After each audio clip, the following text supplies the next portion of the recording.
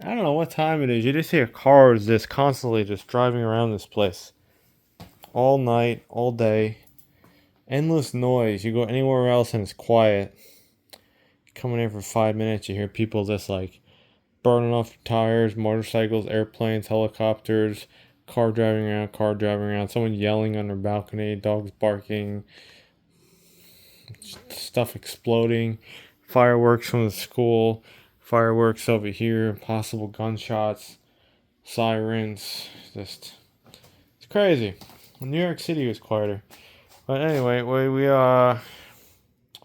we used our fuel from our generator.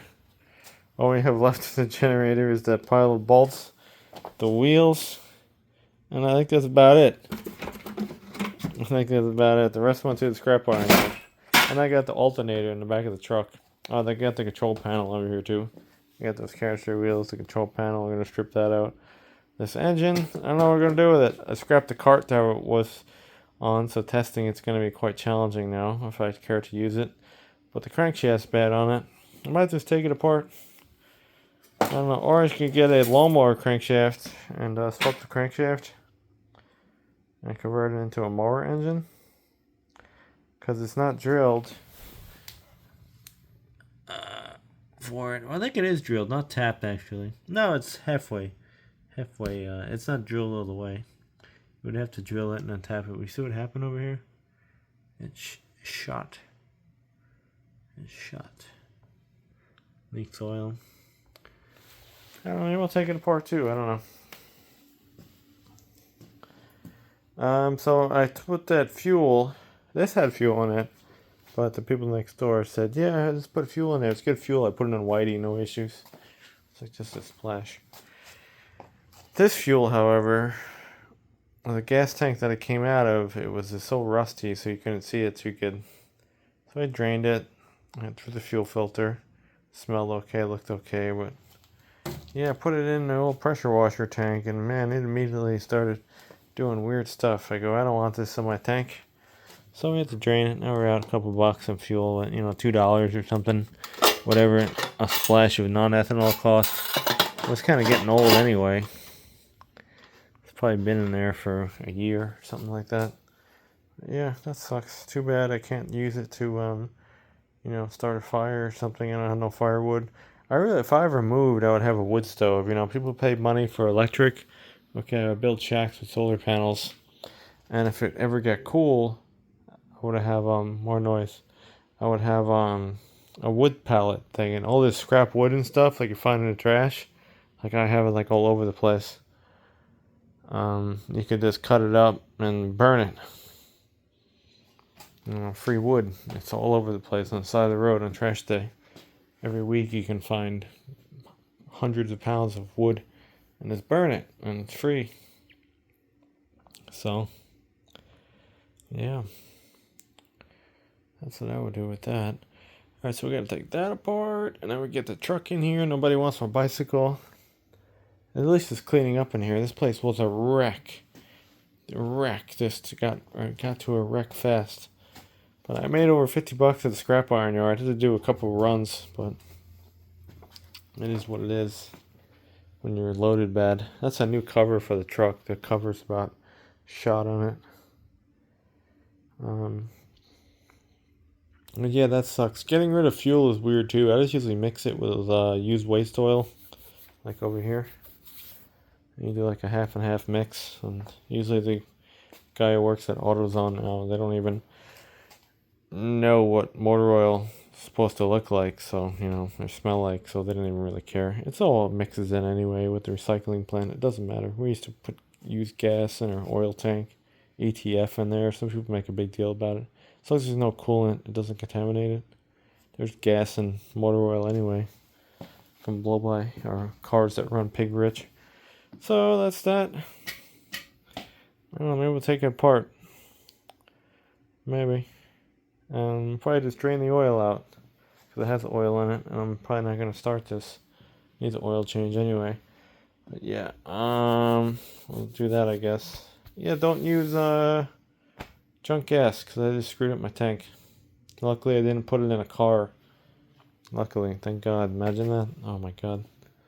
Yeah, always put it in unknown fuel. Put it in a clear container or like a glass container. I actually have some over here somewhere. Another outside, like old like pickle jars and stuff like that. I start saving those glass containers. They're very good to pour fluids into and just sight it. But, but against my better judgment, it's hot outside again. I'm doing stupid stuff. Just your mind just doesn't work well on it's just 90 degrees and feels like 95. And you got to change your clothes about 8 times a day, and you wind up stinking all day. Then your vehicle stinks like sweat and just everything. It's like when I used to run the tow truck, man. You just feel horrible. It's not at the point where you're at full stick, but it's gonna get there soon. Now I gotta unpack this car. Go through all the car parts in there, but I need the space though. That car's drivable anyway. I need the space though. I gotta start working on some vehicles. Getting rid of some of these boxes over here and then car parts. We never finished our intake yet for the truck. Oh, Whitey Scoots, man. It has no lockup, but I get rid of a lot of weight on that thing. And I was mad with the traffic and stuff and people just leaving huge gaps. And I freaking just dusted them, man. Bah, bah, for a little freaking 305. You know, with the improvements I did on it, it's much better than what it used to be. You know, it's slow, but it'll get from 40 to 70. Okay, you know, it's not the fastest thing, but it'll do it. Even with a load, make some noise. Much better than it used to be, I'll tell you that. It used to be a dog. But modifications are good. Let's go drain this oil out. We cut our finger. I thought I was going to lose my finger, but it seems to be growing back. What's that? That's almost cool. Damage report, and he's almost done. That's almost done, and that's still screwed up from a piece of aluminum. Hopefully I never go away. Hopefully I don't have a hole in my finger. I hate skin tears. You cut yourself so bad here when it's hot and humid, and the littlest thing, your skin is just so sweaty. I found it just breaks like so bad, and your skin just like rips right off. I don't know. It's like the weirdest thing. Your skin's like more solid when it's not so hot and humid. I don't know. I didn't have these problems when it was cold out. I don't know. Another thing, the wagon over here is parked in a different location currently, and oh my god, that thing is such a piece of junk. It really is just a piece of junk. I'm almost about to change my channel name. I don't know what happened to that car, but it really is just a baked piece of junk.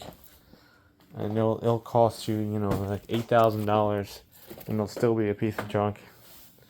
It's probably just the time to let it go to like the crusher or something, because it just needs too much work. There's rust holes all over it. It drives like has like bad body mounts and stuff. There's a whole lot of issues with it. But let's go pick up that engine, just drain it out. And yeah, I can't believe I contaminated my tank, man. Luckily it's empty now. Full empty. That's probably why the fuel tank was rotted in the generator. Yeah, $1,200. The guy locked up the engine around the corner because no one checks their oil on their machines. You always check your oil. Always check your oil. Does this have a dipstick? No, dipstick's on the other side of this piece of junk lock-in engine. Yeah, always check your oil. And then the last actually is for splash. Splash is crucial to have a high oil level. Splash lubrication, because then the connecting rod is not going to be immersed in oil every time it goes down when the oil's low, and you'll just burn up that that bearing or lack thereof. It's not really like a bearing on the connecting rod bearing. But you can't fix stupid. But yeah, I can't believe I contaminated the fuel. Just really just pissed me off.